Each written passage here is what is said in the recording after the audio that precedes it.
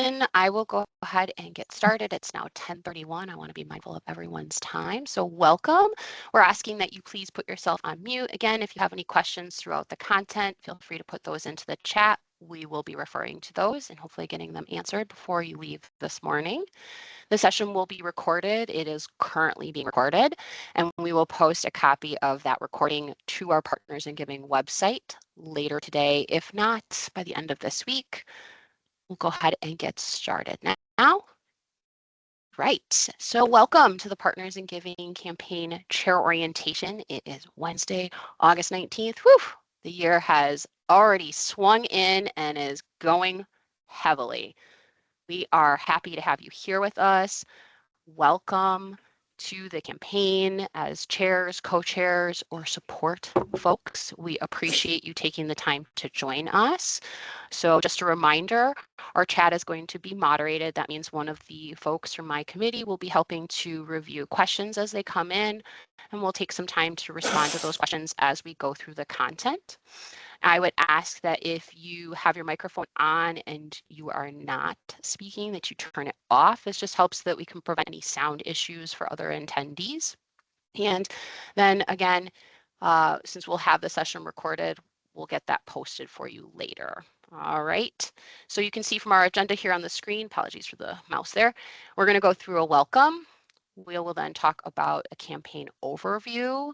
Then we'll move into the 2026 campaign logistics, which covers some of your resources, ways to donate, and special events.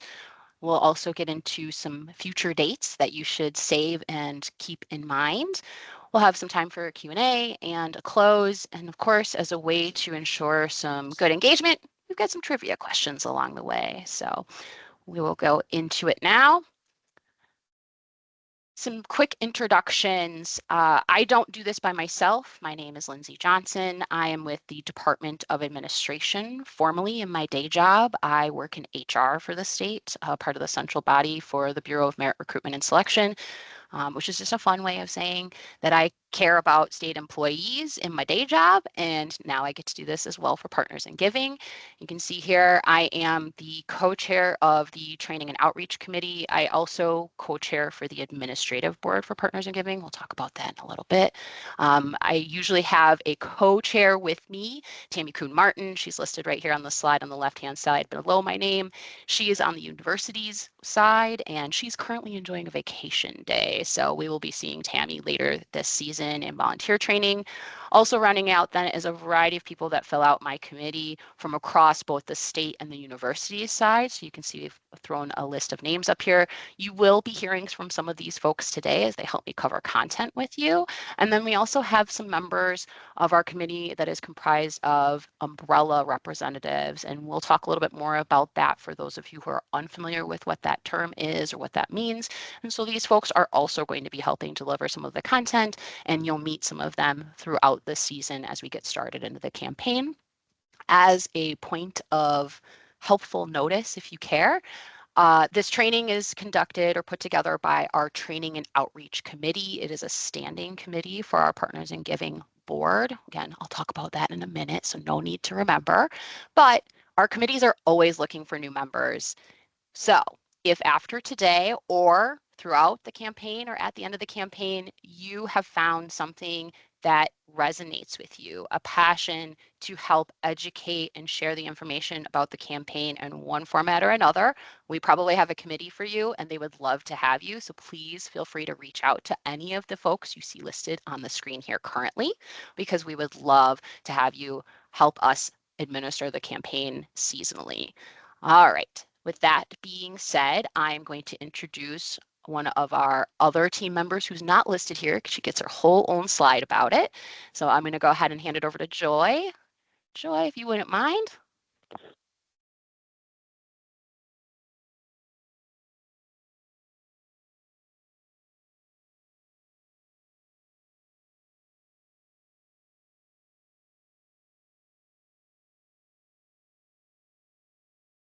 Joy, you're muted. Okay. I unmuted. Go ahead. Hi, everyone. I'm Joy. Sorry, we have two of us in the same room, so we're trying not to have two people on video at the same time. So I am the loan executive for this campaign. I'm with United Way, and I know we already know who a loan executive is. I'm a limited term employee, so I'm here just to serve you. If you have any questions about this campaign, there are many ways I can be able to help you set goals to build a campaign plan, facilitate your special events, secure speakers, provide materials, share communication templates, answer pledging and reporting questions. I could also help you deliver your message. So I'm here just in any way you want me to help you. Please feel free to reach out. Thank you. Awesome. Thank you, Joy. Appreciate it. That brings us to our first engagement. So I'm going to hand it over to Becky because it's trivia time. Hello, good morning, everyone. So please, I'm going to read the question, and if you could put your answers in the chat, that would be great. So since 1973, how much has this campaign raised for local charities?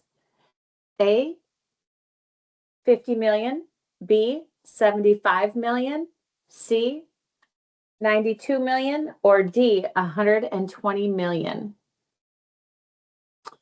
And I'll give us all a couple of seconds here to answer.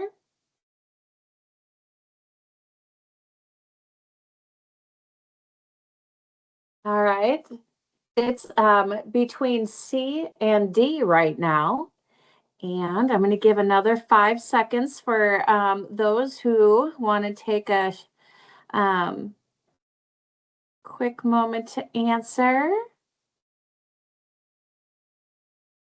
All right. The answer is C, 92 million. So if you got that right, thank you for all you do and all that you do and for being a part of such an awesome number that is making so much difference to so many charities across the state of Wisconsin. So with that, I'm going to turn it back over to Lindsay. Awesome. Thank you, Becky. All right. I was good to see a lot of folks. I saw, hey, I see the D's in there, 120 million. Soon, right? That's hopefully new goal, future state. But we haven't quite hit there. So 92 million, great guesses. It's nice to see. All right, so we're going to get started into the campaign overview. This is kind of some general information about the campaign. Don't worry, you'll see Becky again. I mentioned we've got more trivia for you. So just as a wherewithal or just kind of a context, we want to give you some information about kind of how the campaign is structured. I mentioned we have standing committees. What does that mean? It's a fancy way of saying we have an organizational structure for how the campaign is administered. At the top of our campaign, and we kind of look at our org structure more of a left to right than a top down. But to the left here, you can see it's the Secretary of Administration. We're going to talk about why they're kind of at the top or the beginning of our chain. It goes into the Partners in Giving board, which I mentioned I co-chair along with my cohort from the university side. And then we have a variety of standing committees. Training and Outreach, the committee that I'm also a part of, that my teammates that will also be joining me this morning work with. We are responsible for the various different trainings, so chair orientation, volunteer training sessions that will be happening in the next couple of months, and then later our mid-campaign check-in as well. So we do all of the coordination, kind of education. I also help with getting the website up to date and getting that information out there. We have our marketing committee responsible for things like our logos, our posters, the graphics that you're going to see offered throughout the campaign, in addition to our campaign booklet or our charity booklet.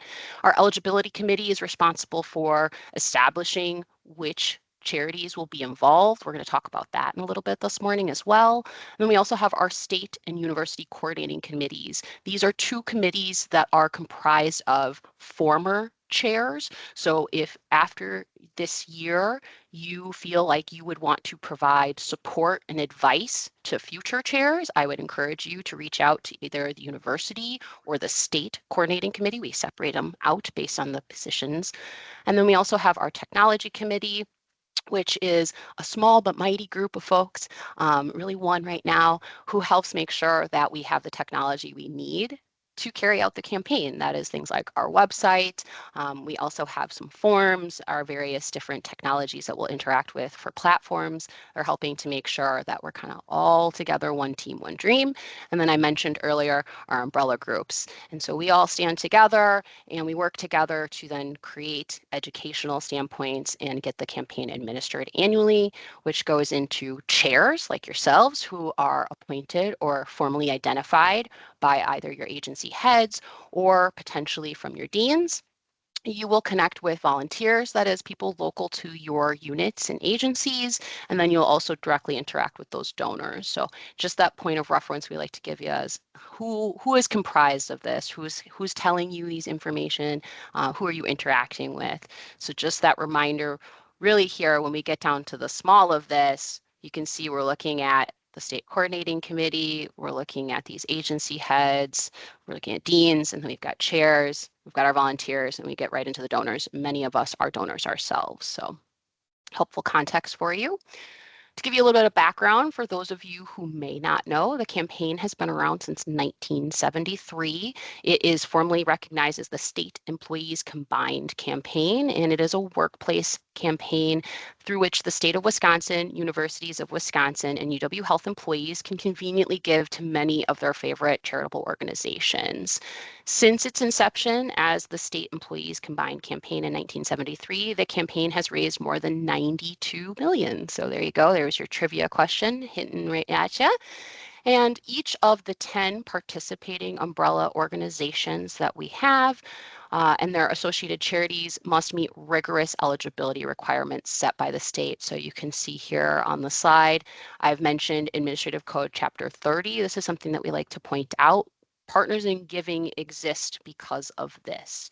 In Chapter 30, it especially authorizes state employees to designate payroll deductions for charitable purposes as approved, and that is as approved by the Secretary of Administration. So we're going to talk about that in just a moment as well, but they have to meet requirements then for charitable organization inclusion and approval. So we have some very rigorous requirements to get there. This year in the 2026 campaign, we're looking at more than 370 participating charities spread out amongst 10 umbrella organizations. How do charities become eligible to participate? Sometimes this is a question we see very often. So we just talked about our eligibility committee. We talked about there's rigorous requirements. It's even mentioned in Chapter 30. What happens here? Well, it's an annual review that's conducted by our umbrella organizations and the campaign's eligibility committee. And the eligibility committee, as you can see here, is composed of state and universities employees, and they meet together. They will receive applications from the umbrellas with the charities, and they will go through the requirements for participation. They've got a list of them. It's written in the chapter. They go through those items to make sure they're met, and then ultimately they send this list over to the DOA secretary, who gives their final authorization that those are the charities to incorporate into the given season of the campaign. Of course, a charity must affiliate with an approved umbrella organization and meet all eligibility requirements. So we do provide some information about eligibility and contacting our eligibility committee on our website so that charities can consider inclusion. But the biggest thing is they have to be affiliated with an umbrella before they can be considered for inclusion in our campaign. So to speak a little bit more about umbrellas and charities, I'm going to hand it over to Sandy.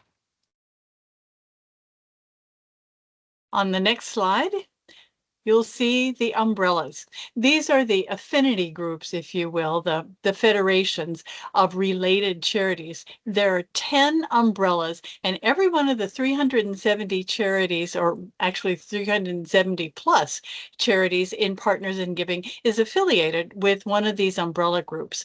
You can go to the website if you'd like to learn more about specific umbrellas, and then there's a link on the website to their particular website, and you can learn more about them on their website.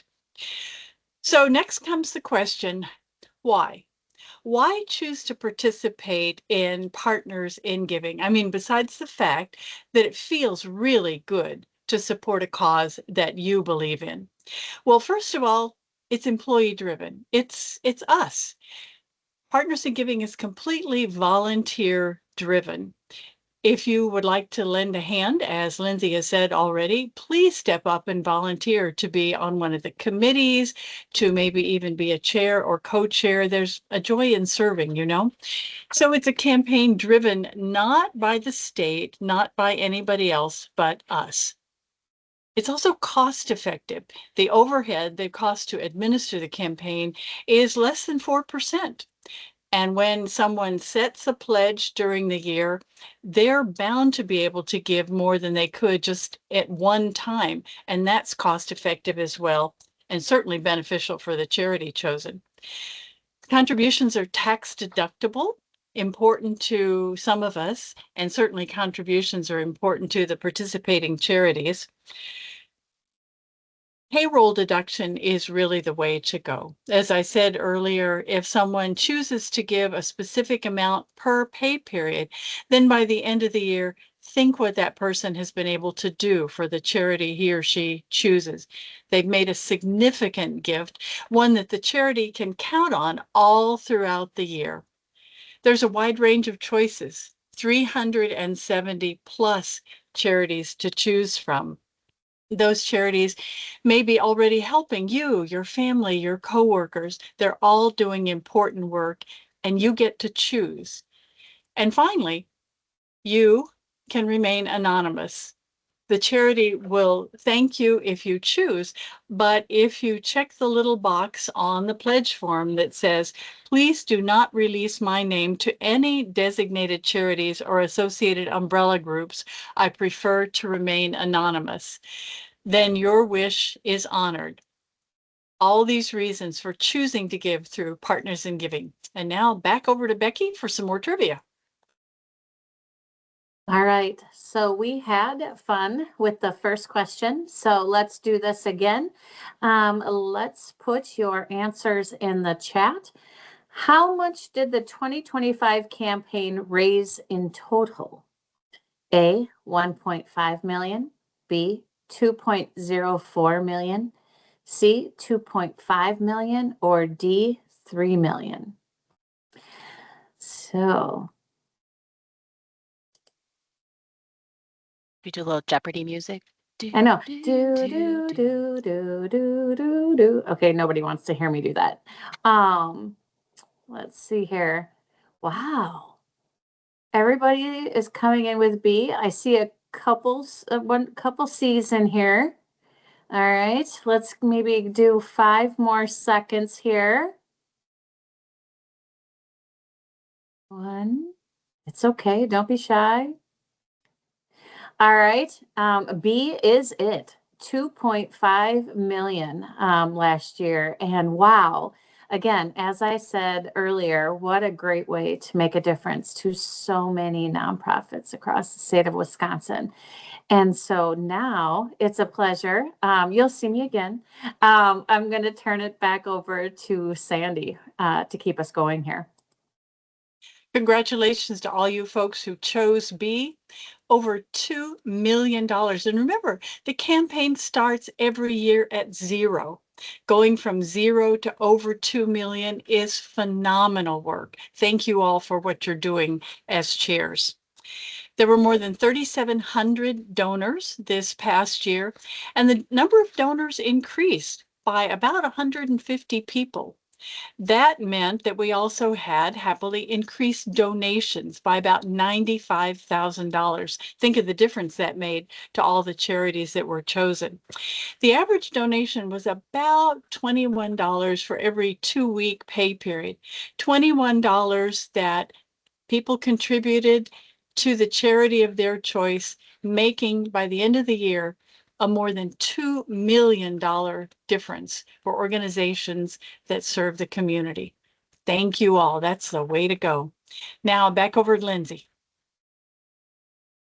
Awesome. Thanks, Sandy. Appreciate it. And I like the trivia. So thank you, Becky. All right, we're going to get into the 2026 campaign logistics. So this is kind of the meat and potatoes of what you can start to expect as a chair. So for planning, we like to look at when is the campaign. You may see here in the upper corner above my head, I've got the dates, but just in case, we are expecting the formal campaign to run October 12th through December 1st. That means that is when you can expect to hear the most amount of messaging about Partners in Giving from either your UCC, that's the University Coordinating Committee, the SCC, the State Coordinating Committee, or myself and my cohorts on our Training and Outreach Committee will be contacting folks. There will be newsletters and all of that great stuff. But just so you know, we do still accept donations all the way through to May 15th of the following year. So that means monies that are collected between now even and all the way through to May 15th will count towards the 2026 campaign. So just something for you to remember. Every year, our board administratively likes to get together and recommend a goal.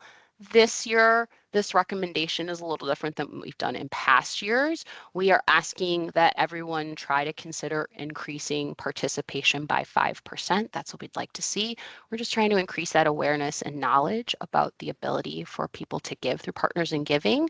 We usually recommend that as an agency or a unit department that you are also setting a goal. It's just nice to have SMART goals whenever you can, right? Goals that are attainable and something that you can measure. So we would encourage you to work with your LE. As you remember, we met Joy earlier in the presentation, or you can work with your volunteers to set a goal for your unit or agency. We would also strongly encourage you, to include Giving Tuesday. This is Tuesday, December 1st. This is something that we have seen become very popular and a movement for charitable giving across the world, even on the 1st of December. So our campaign, if you've noticed, ends on Giving Tuesday, and that is one of the reasons why we've included that, but we would strongly encourage you to consider advocating for that day. Our website, you may have seen through various emails, you've heard us reference, we'll continue to reference as we get into volunteer training, that we have a website that is giving.wi.gov. Our website is currently going through updates. Much of the content is updated. What isn't updated yet?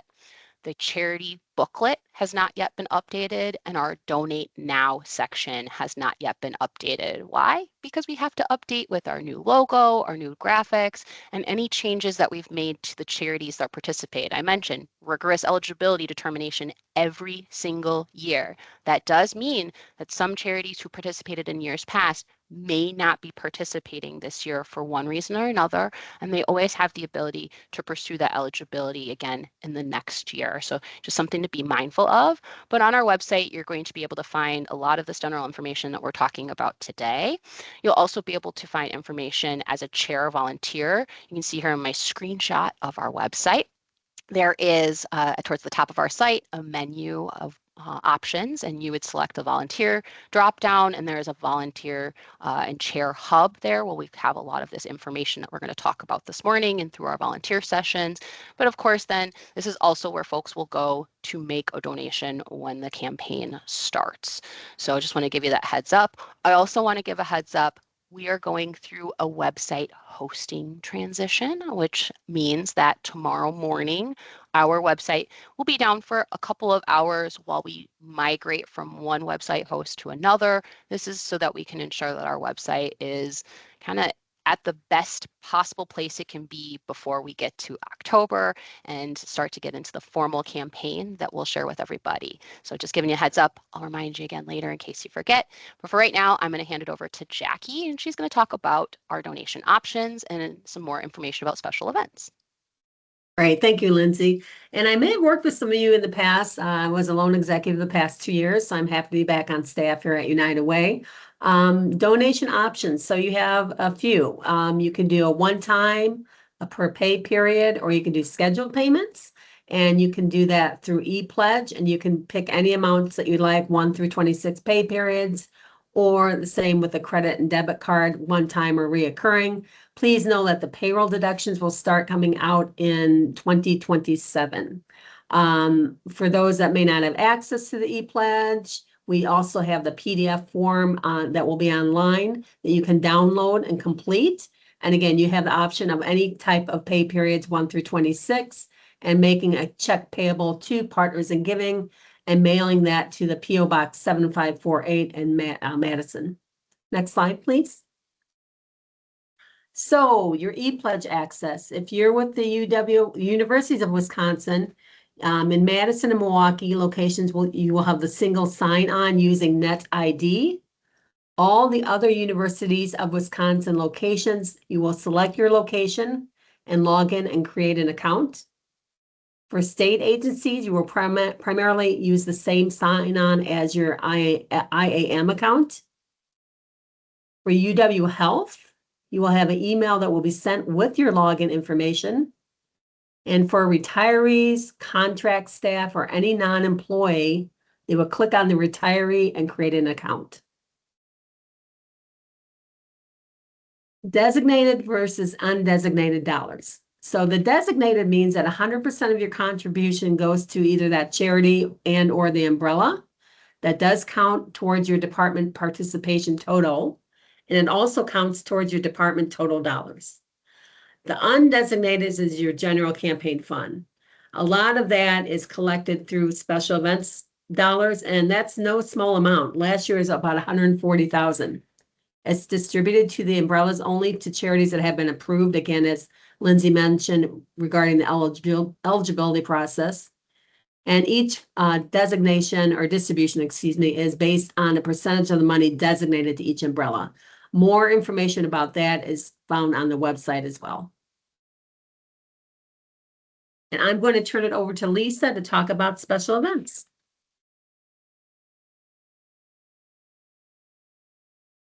Good morning, everybody. So the goals of a special event is to encourage participation, promote enthusiasm, and generate interest in the campaign. Special events are not only about fundraising, though, they are also about driving enthusiasm and participation in the Partners in Giving campaign. Money collected through special events, such as cash, checks, and GiveSmart donations. GiveSmart is the preferred way. They are not considered an individual pledge like you do through payroll. It counts towards department total dollars raised. It does not count towards department participation total. There is a difference. The funds that are collected are going to be given to the general fund if they're through special events and do not count for that participation rate that we're trying to increase by 5%. And the dollars, as I said, are undesignated contributions to the general campaign fund. So be creative. Anything that's within the guidelines you should consider doing. They can be in person or virtual. We will have our special events best practice guide updated on the website, and you can view last year's by navigating to our site, then volunteer resources, campaign planning, and then helpful documents. When you're preparing for special events, you certainly want to start to plan early and potentially put new events and themes out there with your team. Build an event success from previous campaigns. So if you have a chili feed or costume contest for Halloween, you can probably build on that from last year. And make sure you get your team and volunteers involved with the planning and coordinating. Now, Becky, I hear you have some more trivia. Yes, indeed. All right. So our third trivia question, again, put your answers in the chat, is about how many charities are available for employees to choose to support through the Partners in Giving campaign. A, 405, B, 210, C, 370, or D, 500.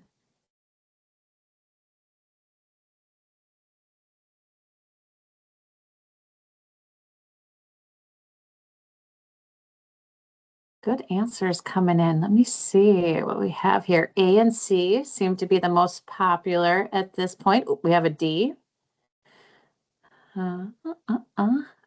Alrighty, maybe 5 more seconds here.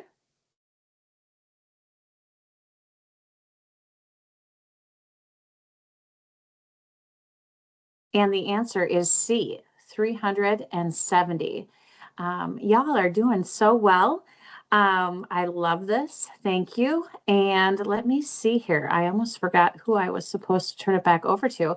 I'm turning it back over to Jackie. And thank you all for your participation. Thank you, Becky. Lisa just talked about the special events donations, and again, those are undesignated. The preferred method to calculating those designations is through GiveSmart. The donor would select their division or their unit or organization and provide their information. And then the available payment options would be a credit card or Apple Pay or Google Pay. And the donation is submitted and then would be credited to your agency, unit, or organization. So using the GiveSmart for special events, again, that is the preferred method. You could access it either through the state university employees or UW employees through the text giving to 41444. Again, giving state 41444, giving UW 41444, or giving UW Health 41444. You can scan the QR code, which will be made available, or the link.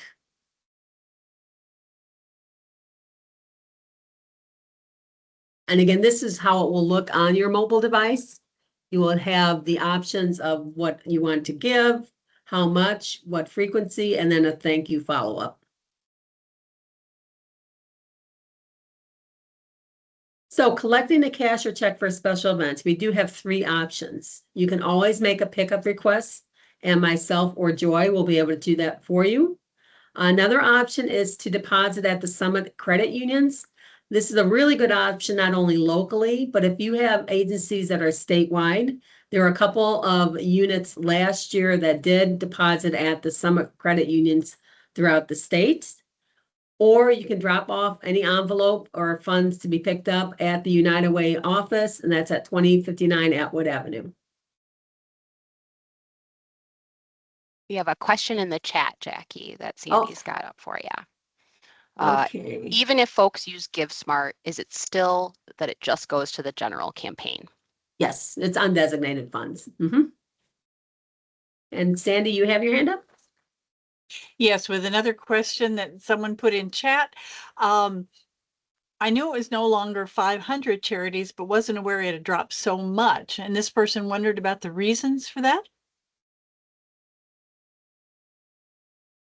Lindsay, did you want to answer or? Let me turn this on. We haven't heard collectively that there's one great reason for it. And that has a lot of different reasons. We see it every year. The number of charities goes up or goes a little down. And so it's over time. We have dropped down right now to just below 400. It's not the first time. So we expect hopefully that will continue to go back up. It's usually about timing, right? If you think about, we do an annual eligibility check, that is everyone has to reapply. And so it's always a possibility that folks don't have time for various different reasons for what might be happening. So we didn't receive as many as we have in years past, but we hope that that will continue to go back up again. I don't know, Jackie, is there anything you wanted to add on that one? No, I think you covered it. That it's not, there was an umbrella last year that dropped out for various reasons. So that's just the nature of the change in the nonprofit organizations. Sandy, did you have your hand up? Yes. A follow-on question to that, why might a charity not be eligible? And then there's one more question in chat I'll read to you, but it's about a different subject. I'll read that in a minute.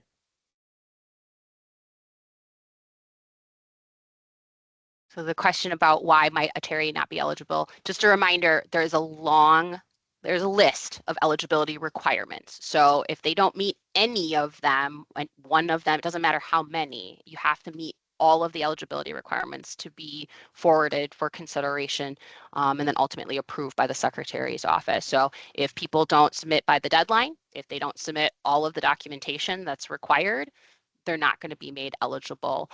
There is a period of time that they're given if they're told, hey, we're missing some things, they're given some time to get that back to us, to remit that or respond, so that we have all that information before we send it over to the Secretary's office for DOA.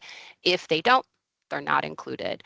Because again, the ownership, the responsibility we have is to Admin 30 that says there is eligibility requirements, they must be met or they cannot be included. So just a reminder on that. We do have that out there on our website. There's an FAQ that talks about eligibility and also has the communication. So if you want to get a hold of the eligibility committee for discussion about other charities, that is the option as well. So, all right. Sandy, you said there was one more question there. Yes, one more question related to special events.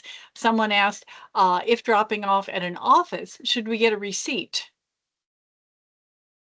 Just clarifying, if you're saying the United Way office, that would mean we do have that staff from 8 to 4:30 and the finance team is on the first level. So you would get a receipt. Or are you asking about Summit? I'm not sure about the question. Sorry, asking about dropping off at the United Way office. Okay, yeah. The finance team is on the first floor and it's always staffed between 8 and 4:30 and they'll provide a receipt. Awesome. Thank you. Thanks, Chuck, for the question. That's always a good reminder. If you're dropping off at the credit union, we always encourage you to ask for a receipt from them. They can definitely give that to you really quickly, so that you have that. So that is a good question. Another question in the chat had to do with that an audit is required. Yeah, I don't want to go into the explicit list of everything that is a part of the eligibility requirements, but yes, one of the requirements is every charity that participates has to be able to provide that they've had an audit conducted, and that can be a barrier for some folks because it does cost money, but it's really important to the state of Wisconsin that was a part of the eligibility requirements. Fiduciary responsibility is really big for us, so that is a part of the reason why that's there. All right, Jackie, I'll turn it back over to you. Okay, great. Thank you. And thank you for the questions. Appreciate that. Next slide, please. Okay, requesting campaign materials. So we have developed some new materials request forms. There was an understanding last year that there were some barriers to accessing the forms related to Google. So we have updated those. Those will be in the Volunteer and Chair Hub. We do ask that those forms be submitted by Monday, September 14th, and you and your team can request posters, magnets, and booklets. We will utilize some on-campus delivery services for delivery, and, as well as the state, but anything in addition to that, myself and my team here will be able to deliver. Please know that pledge forms will not be printed. They will be available for download from the website and print. You can print from there. And I believe we're up to Becky for another trivia question. All right, friends, I think this is our last question. So again, you know the role. Put your answers in the chat. Participation grew again in 2025. How many donors gave compared to 2020? How many more donors, gave compared to 2024? 50, A, 50, B, 150, C, 300, or D, 500?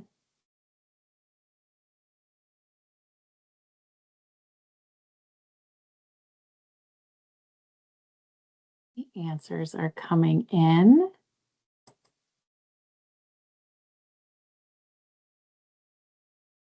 All right, I think we'll do 5 more seconds here.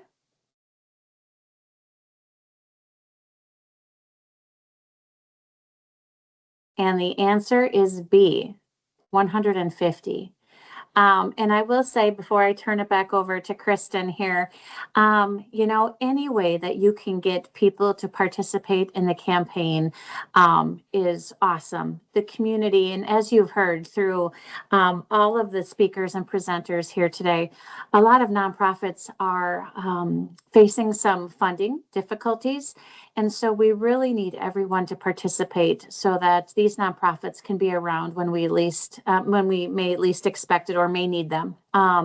So again, I'm just going to say thank you for participating in our trivia, and feel free to use any of this information as you potentially go out and share some of the work that we all do and information about the campaign to your peers. So Kristen, I am turning it over to you. Thank you, everyone. Have a good campaign. Thank you, Becky. That was fun. I like the trivia bash. It's great. Okay, next we're going to talk about some important upcoming dates that we have. Virtual volunteer training. This is where we will see the recruiters that you have selected under your chair umbrella to bring in. We will do 3 virtual trainings. That'll be Thursday, September 10th from 10 to 11:30. Tuesday, September 22nd from 3 to 4:30, and Wednesday, October 2nd from 1 to 2:30. The format will be very similar to this. Your volunteers who are going to help you head up your campaign will meet like this. We'll go over some of the similar materials, talk about ways we can help improve your campaign, answer questions, go over some of the ways to donate again with them so that they're comfortable accepting donations from the events that you have planned. You will also remember that we need to request our materials from the website no later than September 14th. Again, on this website, you can get email or you can request materials to be mailed to you. You can request that they are online, you can download them, or you can have them mailed directly to you if that is easiest. Retirees also have access to this. There's a separate process for them, but that will be learned about on the materials request page. We've also got our mid-campaign check-in. That will be Tuesday, November 10th. That's a reminder for all of us to take a look, see where we're at, see where we want to go. And one more date that's not on here, but was mentioned earlier, Tuesday, December 1st is Giving Tuesday. So if you haven't made a big push by then, that's a good opportunity to rally the troops and make another push for one last large event if that's something that's on your radar. Next slide. What do you do after today? Today you start recruiting. Many hands makes this kind of work fun. If you can build a team that really enjoys what you do while you're doing it, it is going to come back in your donations tenfold. We've heard some great stories about some of these teams that have been built that are working really well together. Sandy, I see you have a question. I'm going to finish this slide and then I'll jump over to you, okay? Submit your materials request. Again, we have until September 14th. Don't forget to go online, request those materials that you need. Save the date for yourself, your volunteers for the virtual training sessions. Get some calendar invites out to your team, put holds on them. You'll get invitations from our committee so that we are sure that they're in your calendars. But if you want to get ahead of that, go ahead and put some time ahead in the calendars. Also set goals, determine your strategies, plan events, and begin your promoting of the campaign. It's a great idea to start early. Again, no idea is a bad idea. Talk it through, work it out, see what you can do to make this a fun and memorable season for your campaign. Go ahead there, Sandy. Did you go ahead with your question? Yes, the question posted in chat, if you have multiple locations throughout the state, can materials be sent to more than one location? That is not an answer that I have off the tip of my tongue, so I'm going to hand it back over to Jackie. I think she looks like she's ready to jump in here. Yes, I'll be in my storeroom not too long from now, packing up materials. Yes, we can ship them out to other locations outside of Madison, Milwaukee, throughout the state. Wonderful. Any other questions? Nothing else is posted now, Kristen. All right, wonderful. Then we're going to jump to Lisa and she can share some other tips and reminders. Some really important things to remember is make a personal ask. That includes asking committee members or potential committee members, and it also is asking for any donations. That personal ask is much more effective oftentimes than an email or sending a letter. Remember, every little bit helps. No donation is too small. Make sure that you're continuously communicating throughout the campaign, not only with your team, but with your leaders and with the, in our case, agency or your department. Make sure to use your volunteers and your committee. They have some great ideas. They are going to help support you. They'll get the word out, and it's just really important to utilize those. The Partners in Giving website is amazing. It has everything that you could ask for and anything that you need, so please use that. Remember, you're doing great. You can learn something new every year. Might be different than last year, might be something you can take forward to the next year. Make sure to lean on our loan executive, Joy, and get your information from her if you need, or have her pick up your envelopes. Just stay in contact. Promote Give Smart. It is the preferred way to accept donations. And then in March, I believe, I don't have the date, we do have an award ceremony for the chairs and the volunteers. And it's really important to participate in that and come and see all the success that not only your agency has, but people in general. And now, Lindsay. Yes, thank you, Lisa. Thank you, everyone on our Training and Outreach Committee who took the time to speak some words of wisdom and share with you some information. And we want to take the time to thank you for carving out time for your morning to talk to us about Partners in Giving. We have covered everything we're going to cover formally. I do want to remind you folks, so you've heard some things that you should do when you leave today or start thinking about the volunteer training sessions. Let me go back just a couple of slides real quick here. Boom. These important upcoming dates.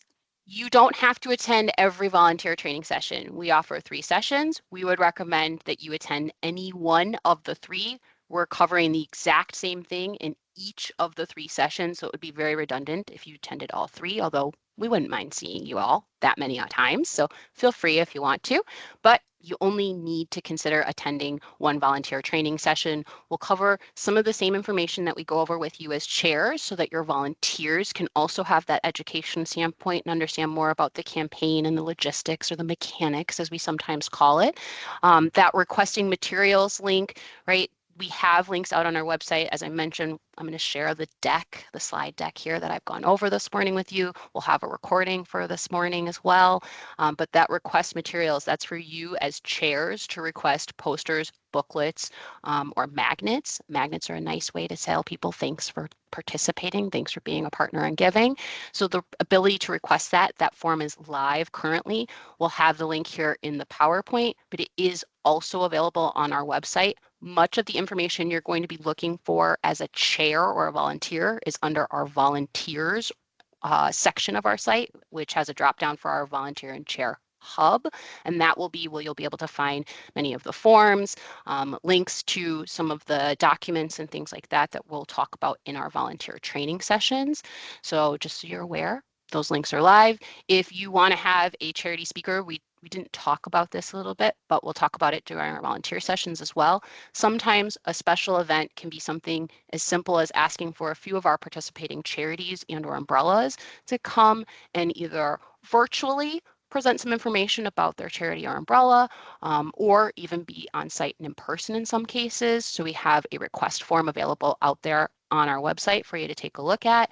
As I mentioned, we'll continue to update the site in the next few weeks with our updated list of charities and opening up our Donate Now function. So we'll talk more about that in some of our volunteer training sessions.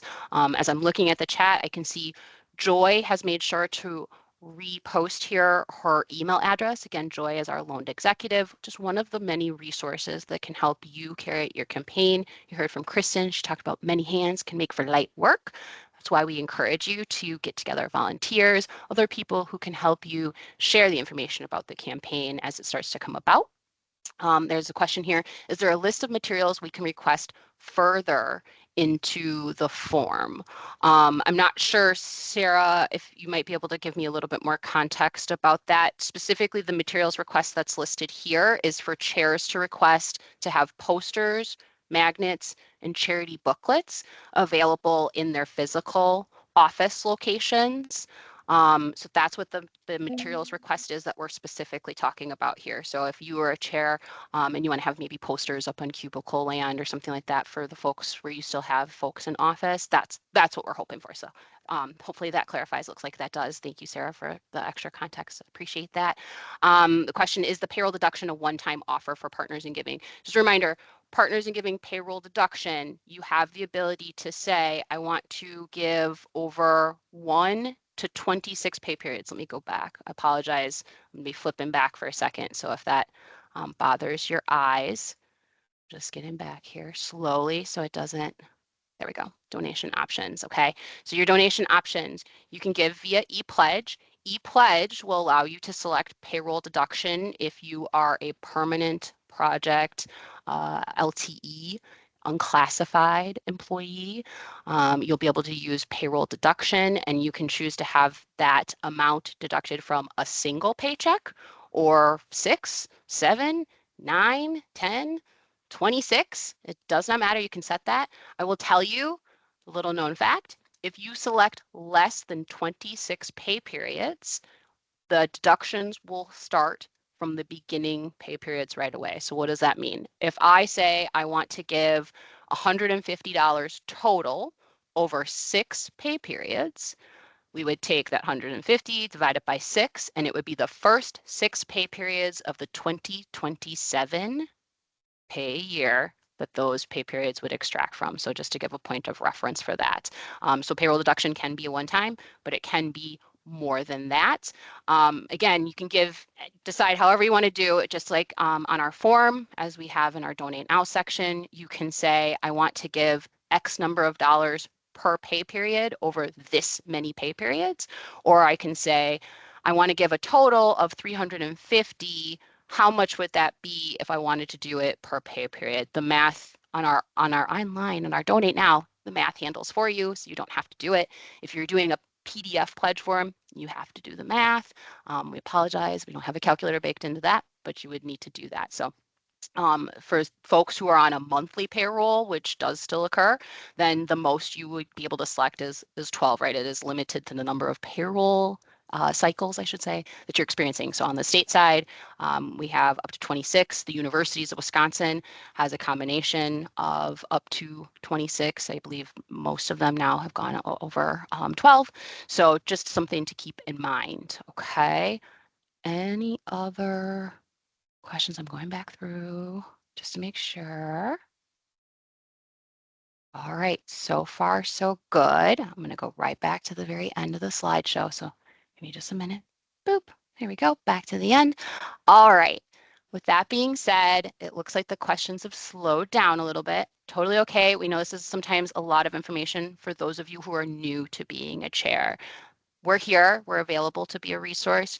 You saw my email address was included in the slide presentation. For those of you on the state side, you have already received an email from me, so feel free to reach out. But you also have some other folks who will be continuing to reach out to you as chairs as we get closer to the campaign, whether or not that is a university coordinating committee member or a state coordinating committee member, or potentially even Joy as our loaned executive, or Jackie as one of our many administrative management folks with United Way of Dane County may reach out to you if you have questions or things like that. So by all means, we hope that you are able to get the answers that you need by reaching out. That has concluded the formal part of our presentation. If there's no other questions, I would love to give you back the 30 minutes of your day for a good stretch and a bio break. And we will look forward to seeing you at an upcoming volunteer training session. Have a great rest of your day, folks.